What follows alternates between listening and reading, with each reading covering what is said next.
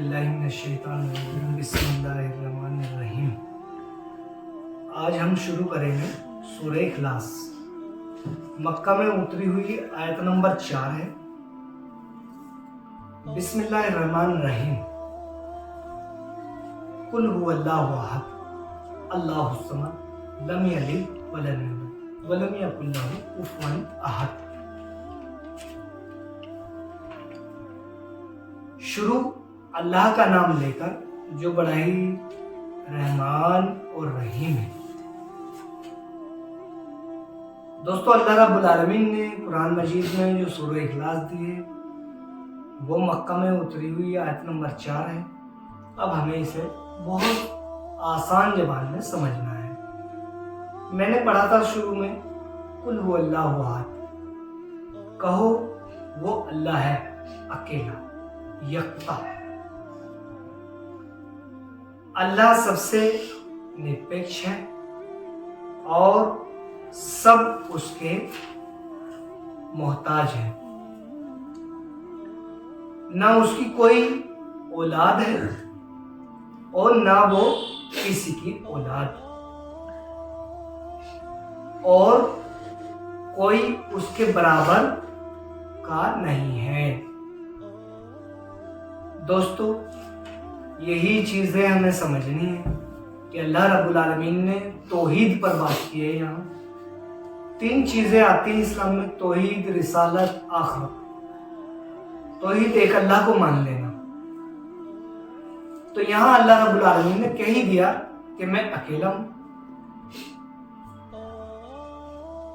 ये जो है, जब हम इसका मुख्तसर सा खुलासा करेंगे तो मालूम होगा कि नबी करीम सल्लल्लाहु अलैहि वसल्लम को भी सबसे पहला हुक्म ये हुआ कि सबसे अकेला जो है वो अल्लाह ही है। नबी करीम सल्लल्लाहु अलैहि वसल्लम के बाद हर ईमान वाला को संबोधित किया अल्लाह रब्बुल आलमीन ने। उनसे कहा उसे भी वही बात कहनी होगी, जो ईमान वाला होगा उसे भी वही बात कहनी होगी नबी करीम सल्लल्लाहु अलैहि वसल्लम के बाद, जिसके कहने का हुक्म नबी करीम सल्लल्लाहु अलैहि वसल्लम ने दिया है। अल्लाह के नबी सल्लल्लाहु अलैहि वसल्लम कहते हैं कि रब्बुल आलमीन अकेला है, वाहिद है, यकता है। यहाँ ये चीजें बिल्कुल क्लियर हो गई और ये चीजें हमारी समझ में आ रही हैं। इसकी और चीजें यहां हमारी बहुत अच्छे से समझ में आ जाएंगी। जैसे वही एक खुदा सदा से है और सदा रहेगा, ये बिल्कुल फैक्ट है। यहां अल्लाह रब्बुल आलमीन ने कहा कि वो अकेला है। अब अकेले का मतलब तो ये है कि उसका कोई शरीक ही नहीं होगा। अगर हम अल्लाह रब्बुल आलमीन के साथ किसी को शरीक कर रहे हैं तो हो सकता है कि अल्लाह रब्बुल आलमीन बहुत नाराज हो जाए। जैसे आज हम लोग क्या करते हैं कि बुत परस्ती हमने आम कर दी। जैसे कब्रों पे जाके माथा टेक लेना, अगरबत्ती जला देना, मजारों पे दुआएं मांगना, ये मतलब इस्लाम में इनका बहुत बड़ा कोई चीज नहीं है। वाहिद, यहाँ अल्लाह रब्बुल आलमीन ने कहा कि वाहिद अल्लाह एक है, अकेला है। उसने ना किसी को जना है और ना वो किसी का जना हुआ है। ये हमें सोचने की बात है कि अल्लाह रब्बुल आलमीन अपने कुरान में कह रहा है कि मैं अकेला हूं। अच्छा, उससे एक अच्छी और चीज बताए, खुदाओं की कोई जीन्स नहीं है, ना ही तो जीन्स है, और वो बिल्कुल अकेला सदस्य है, बल्कि वो खुदा ही अकेला है और कोई उसकी सहजाति भी नहीं। अगर उसकी जाति होती, प्रजाति होती, या उसकी कोई जीन्स होती, खानदान होता तो हमें मालूम होता, पता होता। दरअसल अगर खानदान परिवार होता भी तो अक्सर हम दुनिया में देखते हैं कि खानदान परिवार में झगड़े अक्सर हो जाते हैं। तो ऐसा हो सकता था, लेकिन अकेला जो हाकिम है, मुरब्बी है, कायनात को जो मालिक है, वो एक ही लीडरान है और उसका नाम है अल्लाह, खुदा, वो अकेला ही है। दूसरी चीज, अल्लाह रब्बुल आलमीन ने आगे कहा, ना उसकी कोई संतान है और ना वो किसी की औलाद है, और कोई उसके बराबर है ही नहीं। ये बिल्कुल सच्चाई है कि अल्लाह रब्बुल आलमीन के बराबर कोई भी नहीं है। जैसे जिसे सबसे उच्चतम हो, मतलब सबसे सर्वोपरि हो, वो खुदा हो सकता है। अब आप इंसानों में देख लो कि कोई सबसे बेहतरीन इंसान है, जो बेहतरीन इंसान होगा उसमें भी कोई ना कोई कमी होगी, तो वो खुदा हो नहीं सकता। जो सबसे बेनियाज हो और उसके मोहताज हूं, सब उसके मोहताज हूं, वो खुदा हो सकता है। मतलब अगर मैं भी हूं तो मेरा कोई मोहताज ही नहीं है, सब अपने अपने काम फर्द फर्द कर सकते हैं। तो जब मेरा कोई मोहताज नहीं है तो मैं खुदा कैसे हो सकता हूं? मैं हो ही नहीं सकता खुदा। तो खुदा वो हो सकता है जिसके सब मोहताज हों, मुरब्बी, मांगने वाला, हम उससे मांगे और वो हमें दे, खुश होकर दे दे। हम गलती कर रहे हैं वो हम पे माफ कर दे, वो खुदा हो सकता है। अगर कोई बच्चा गलती करे, मैं माफ ना करूं, तो मैं खुदा कैसे हो सकता हूं?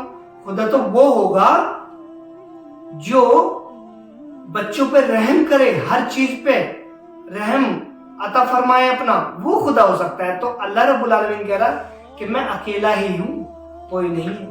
ये बात हमें समझ लेनी चाहिए कि अल्लाह रब्बुल आलमीन अकेला ही है, अपने दिमाग में बिठा लेनी चाहिए। फिर जो बेऐब हो, देखिए यहां एक चीज और पता चली है कि जो बेऐब हो, अक्सर इंसानों में ऐब होते हैं। अक्सर आप देख सकते हैं ऐब से बना हुआ इंसान, कुछ ना कुछ उसमें कमियां होगी, ऐब होंगे। तो जिसमें ऐब हो ही ना हो वो अल्लाह हो सकता है। तो यहां बिल्कुल बात सच्ची हो रही कि रब्बुल आलमीन एक वाहिद अकेला ही है। तीसरी बात, जिस पे कोई आफत ना आती हो। अक्सर जो इस कायनात में रह रहे हैं, हो सकता है तूफान में बह गए या कुछ आफतें आ सकती हैं, बहुत सारी चीजें हैं। जैसे मकान गिर जाए, ये एक आफत है, सड़क फट जाए, ये एक आफत है, और बहुत सारी चीजें, बीमार आदमी हो जाए, ये कुछ भी हो सकता है। मतलब तो जो इन चीजों से पाक हो वो खुदा होगा। अगली बात, जो अपने तमाम गुणों में पाया जाता हो, बेहतरीन हो, पाक हो, मुरब्बी हो, मुदब्बिर हो, बेहतरीन हो, वो खुदा है ना। यह हमारी सारी चीजें बिल्कुल वाज़ेह हो रही हैं और साफ लफ्जों में हम समझ रहे हैं कि अल्लाह वो होगा कि जो बेऐब हो, पाक हो, मुरब्बी हो, है ना, और जो खाता पीता ना हो। देखो अगर हम इंसानों को कहेंगे ये मेरा खुदा है, या हम बुतों को कहें कि ये हमारा खुदा है, तो जाहिर सी बात है इंसान हो ही नहीं सकता, क्योंकि इंसान खाता पीता है, उसकी जिस्मानी कुछ ख्वाहिशात हैं वो पूरी करता है, तो वो खुदा हो ही नहीं सकता, है ना। और इंसान अक्सर सोता है, शाम होएगी सो जाएगा, लेकिन अल्लाह को ऊँग ही नहीं आती है, सोता ही नहीं। तो ऐसा कौन सी चीज है जो हम में से हो सकती है? ऐसी कोई भी चीज नहीं है।